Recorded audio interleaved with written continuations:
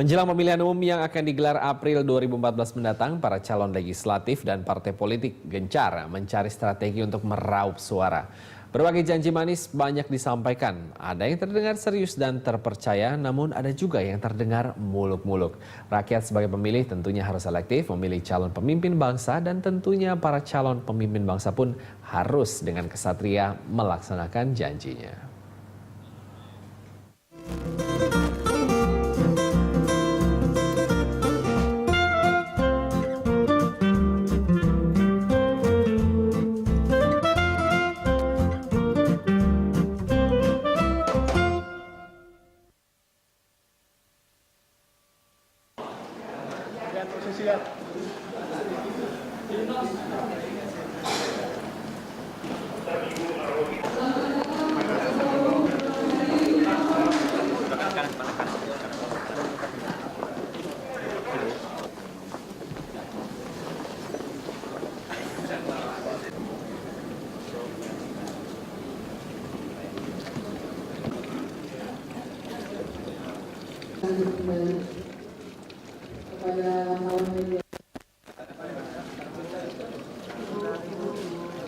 Legislatif sementara DPR RI Partai Demokrasi Indonesia Perjuangan. Tahun politik sudah dimulai. Genderang janji dari para caleg dan partai politik sudah jauh-jauh hari terdengar, bahkan hingga pelosok negeri. Mendekati pemilihan umum April nanti, para calon pemimpin bangsa mulai gemar mengumbar janji. Dengan tegas mereka berkata akan mengakomodasi semua kepentingan rakyat kecil.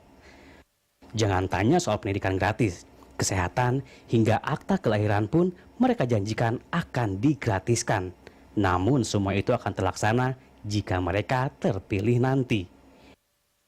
Bahkan ada juga yang sesumbar akan menghibahkan seluruh gaji mereka selama menjadi anggota dewan demi kemakmuran rakyat kecil. Namun sekali lagi, semua itu akan terlaksana jika mereka terpilih nanti.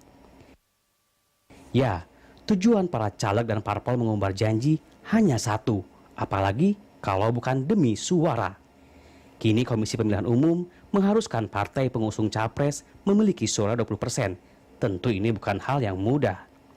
Janji manis bagi calon pemilih pun kian diobral. Diharapkan janji mereka itu bisa membuat para pemilih tertarik dengan semua program-program para caleg dan parpol.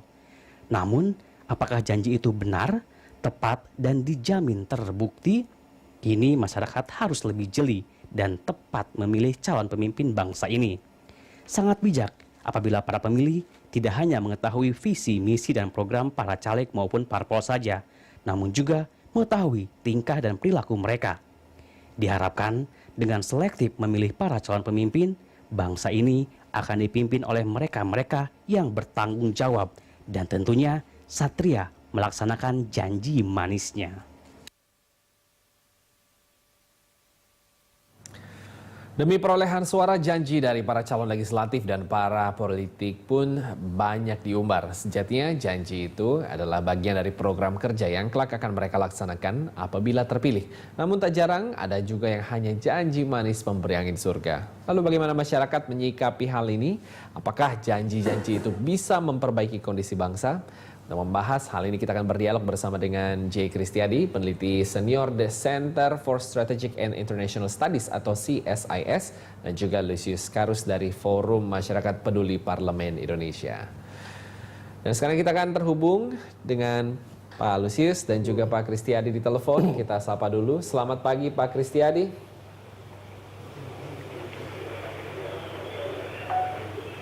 Halo Pak Kristiadi, selamat pagi. Mas, selamat pagi ya. Tapi saya terlebih dahulu mohon maaf ini, saya keliru. Saya pikir nanti malam, tapi ternyata pagi ini. Mohon maaf betul, saya mohon maaf ya. Iya, tidak apa Pak Kristiadi. Langsung saja kita mulai pembahasan tentang janji politik. Sebetulnya janji politik ini apa nih ya Pak?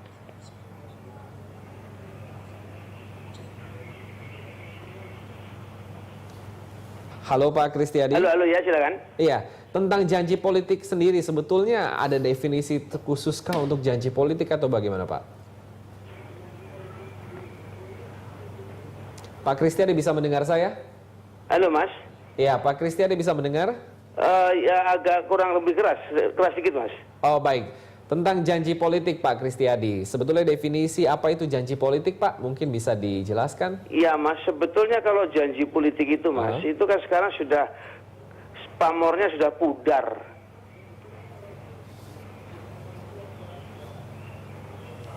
Lalu Pak? Halo ya? Ya?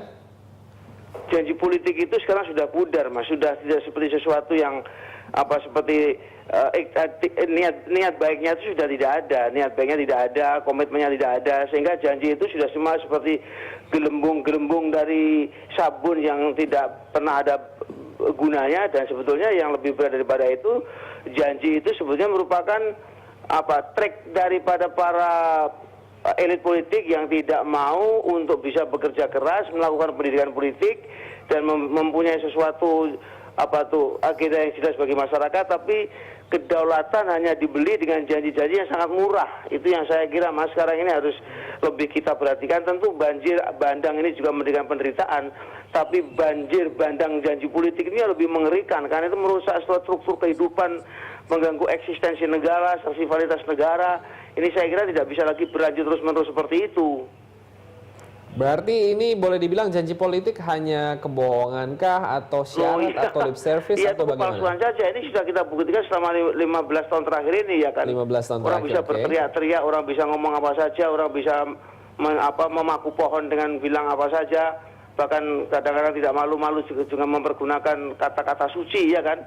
Tapi semua kan tidak terwujud seperti sekarang ini. Bagaimana seperti anggota legislatif yang saya sebutkan oleh Formapi dinilai gagal dalam 3 fungsi utama, itu pun sekarang masih diajukan lagi oleh partainya ya, dan mereka kemudian mungkin juga akan memproduksi janji-janji lagi. Inilah yang saya kira akhirnya demokrasi ini harus kembali kepada masyarakat. Kan harus sadar betul, jangan mau lagi kita mendengarkan hanya janji. Bahkan menurut saya rakyat itu dilarang hanya mendengarkan janji dan mempercayai janji. Tidak bisa, harus kita kejar bahwa apa yang dikatakan itu memang masuk akal dan yang dikatakan itu akan diwujudkan. Kita sudah harus bisa memitigasi banjir bandang janji yang sudah 15 tahun, 5 tahunan ini betul-betul bisa kita atasi. Oke, itu istilahnya banjir bandang janji politik, janji manis. Sekarang saya akan mengajak para pemirsa untuk melihat di layar kaca Anda. Ini adalah beberapa janji manis yang biasa disampaikan oleh para caleg dan juga parpol. Kita saksikan bersama sambil saya bacakan untuk Pak Kristiadi. Janji manis yang biasa dipakai para caleg adalah kesehatan gratis, pendidikan gratis, anti korupsi, dekat dengan rakyat, bersih dari korupsi, siap bekerja keras, menyejahterakan rakyat. Nah ini janji manis yang memang biasa para berikutnya kita punya, ini adalah janji PDIP. Sesuai dengan jargon kampanye, saya tidak akan mengambil gaji bulanan jika terpilih sebagai legislator pada pemilu 2014. Anak Agung Ngurah Adi Dardana, caleg PDIP untuk DPRD Bali. Berikutnya, kita punya ada sebagai komitmen kepada masyarakat, saya akan menyumbangkan 25% gaji jika terpilih menjadi anggota DPRD periode 2014-2019. Ali Mahmudi, caleg PKS Kutai Timur, Kalimantan Timur. Jadi ramai-ramai menyumbangkan gaji ya. Berikutnya, siap memberikan gaji bila nanti terpilih sebagai wakil rakyat untuk kebutuhan bagi warga Kota Bogor dan Kabupaten Cianjur. Dari Novel Salih Hilabi, caleg Partai Golkar Kota Bogor. Gaji lagi-lagi gaji yang dikedepankan dan dijanjikan. Insya Allah kalau saya jadi anggota DPR, gaji saya ini akan saya pinjamkan ke mereka tanpa bunga. Itu yang saya ingin gerakan. Dari Angel Lelga, caleg P3. Oh, dipinjamkan ini gajinya. Baru juga. Berikutnya, saya siap memberikan gaji pokok saya semua selama masa jabatan jika terpilih nanti. Ini bukan muluk-muluk, tetapi saya ingin buktikan kalau Dewan itu dari rakyat untuk rakyat. Muhammad Hailiri, caleg DPRD Kota Tangerang dari Partai Hanura. Masih ada lagi? Ini kalau ada yang mau mengurus akte kelahiran, kami akan buatkan secara gratis karena akte kelahiran sangat dibutuhkan. Ini adalah janji kampanye Alfian Anugrah, caleg Golkar Kabupaten Bone. Pak Lusius, kita sudah lihat bersama-sama 6 janji itu yang sebagai contoh, tanggapan Anda. Saya sepertinya baru melihat bagaimana para pembual ini sedang mencoba meyakinkan pemilih untuk memilih mereka.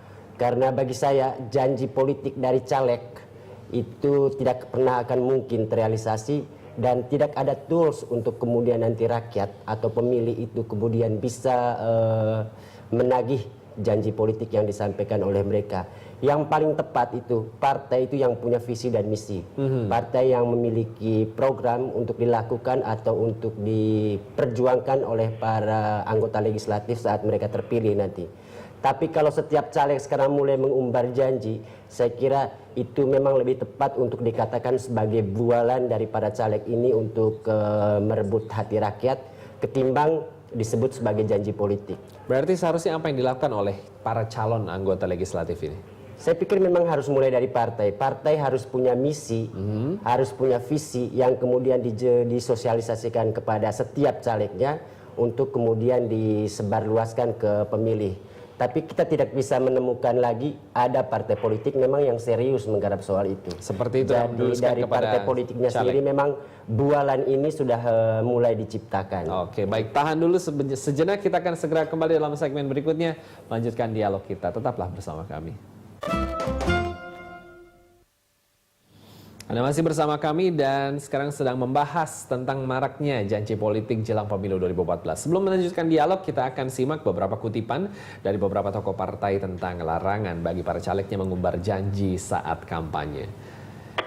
Kita saksikan bersama di layar kaca, ini dia Tantowi Yahya, Wasekjen Golkar. Setiap caleg Golkar dipesan untuk taat terhadap rambu-rambu, tidak mengumbar janji-janji kosong. Berikutnya, kita lihat kutipan dari Ahmad Nasdem. Saya minta tolong kepada masyarakat, jika ada caleg Nasdem yang suka mengumbar janji kemudian tidak menepatinya, silahkan langsung laporkan. Partai tidak segan melakukan pemecatan. Ini Ahmad Ali, Ketua DPW Nasdem Sulawesi Tengah. Berikutnya, kutipan dari Ateng Hanura. Selain mengumbar janji manis, kami juga melarang keras caleg Hanura melakukan money politics, karena itu menyengsarakan rakyat. Dari Pranyoto Ateng. Pak Kristiadi, bagaimana masyarakat ini bisa membedakan janji palsu dengan janji yang merupakan memang bagian dari program caleg parpol, Pak? Iya. Jadi Mas, sebetulnya karena mereka sudah biasa terlanjur janji itu tidak dia penuhi dan dia cuma sebetulnya membangun citra dengan kata-kata kosong seperti itu. Itu juga pada saat menjabat pun sebetulnya agenda dan program-program kerja misalnya negara ini seperti apa, program kerja bikin jalan tol, dijanjikan berapa ribu jalan tol dalam rangka 5 tahun, tapi itu cuma berapa yang jadi. Ini kan janji-janji para politisi yang sudah menjadi pemerintahan. Kemudian bagaimana mereka ingin memerhatikan rakyat di daerah perbatasan, atau bagaimana soal keamanan perbatasan, mereka juga cuma bicara saja. Apa yang sekarang terjadi? Janji untuk menyelesaikan masalah Munir, mana itu penyelesaian Munir? Janji bahwa akan, dulu saya masih ingat tuh bagaimana tuh biofuel itu, artinya apa itu bahan bakar pengganti dengan dari jarak itu, bahkan sudah diperintahkan oleh negara ini, pemerintah, untuk rakyat menanam jarak. Rakyat di daerah-daerah pada menanam jarak tapi tidak ada follow up-nya, dan rakyat kemudian mesti harus begitu frustrasi sehingga membakari tanaman jarak mereka. Ini yang lebih dahsyat daripada janji kampanye, justru pada saat mereka menjabat pun kebijakan ini pun tidak bisa dilaksanakan. Ya. Iya, dan janji itu tidak cuma kemudian cuma janji apa yang mau dilaksanakan. Janji itu tidak mau melakukan sesuatu, tidak mau korupsi. Apa yang terjadi? Begitu banyak elit kita tersangkut kepada korupsi, lintas partai, lintas apa saja. Ya, jadi ini saya kira akhirnya kita memang tidak bisa mendiamkan orang-orang yang kita beri kekuasaan itu tanpa kita kontrol dengan ketat. Oleh karena itu kegiatan-kegiatan seperti teman-teman di Formapi, ICW, Perludem, LBHI itu betul-betul sangat berguna untuk menggugah masyarakat. Tidak bisa kita biarkan mereka seperti ini terus. Ya, tidak bisa. Dan kita rakyat terus akhirnya harus bertanggung jawab terhadap apa yang sudah mereka kesepakati. Kehidupan demokrasi ini tidak boleh menjadi golput. Oleh karena itu, pokoknya begitu kita men-set up sistem seperti ini, kita harus betul-betul mau bekerja keras, mau terus bisa menguntit dan mengawasi ya oleh orang-orang yang kita beri kekuasaan. Kalau tidak, kita akan terus-menerus setiap tahun ada banjir tahunan, ya 5 tahunan, dan kemudian juga ada berupa janji kampanye, dan kemudian juga kebijakan-kebijakan yang tidak bisa mereka laksanakan karena mereka berebut dari semua kekayaan akses negara dan sebagainya. Oke, lalu menurut Bapak bagaimana nih, pejabat ada yang sudah sekarang menjabat? Yang paling kita benahi adalah tadi bagaimana kemudian mereka misalnya janji soal tidak melakukan korupsi, ya sekarang transparansi. Apa ada regulasi yang memberikan transparansi kepada mereka, betul-betul mereka itu bisa diketahui setiap sen uang dari partai, setiap sen uang yang digunakan untuk operasi politik, setiap sen uang yang dipergunakan untuk misalnya pendidikan politik mereka dan sebagainya, dan bagaimana itu dipertanggungjawabkan, itu semua sebetulnya harus dalam bentuk regulasi-regulasi yang konkret. Kan tidak bisa semudah itu hanya ngomong begitu. Enggak, tindakan itu apa? Ada tindakan itu ada kebijakan yang harus diterbitkan oleh mereka itu. Nah, Pak Kristiadi, lalu bagaimana kalau masyarakat ingin menagih janji mereka-mereka yang sudah terpilih? Itu gimana dong? Ya, saya kira beginilah, masyarakat tentu pertama yang sekarang ini ada kesempatan baik, memang melalui RT, RW dan segala macam mulai ada menghidupkan RT, RW dikumpulkan untuk mencari tahu siapa sih calon-calon kita yang ada di daerah tingkat 2, daerah provinsi, dan kemudian di mana di pusat, dan itu mulai kita lihat rekam jejaknya, kita cari informasi sebanyak-banyak siapa-siapa seperti ini. Kalau orang juga sembarangan tiba-tiba dari dulu kerjanya tidak jelas kemudian menjadi anggota DPR dan sebagainya, itu sangat mengerikan. Begitu rumit urusan negara ini.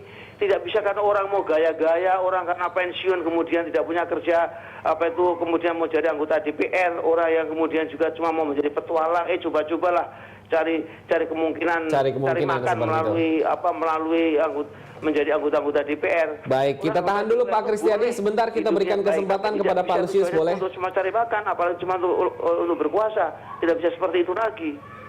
Ya, baik Pak Kristiadi, kita tahan dulu. Pak Lusius, apakah Anda punya data selama ini dari periode lalu calon legislatif yang janji-janji seperti itu, berapa persen yang memang benar memenuhi janjinya? Sampai sekarang sih susah mengukur anggota DPR yang kemudian bisa merealisasikan apa yang dia janjikan pada saat kampanye dengan saat dia pada saat menjabat ya.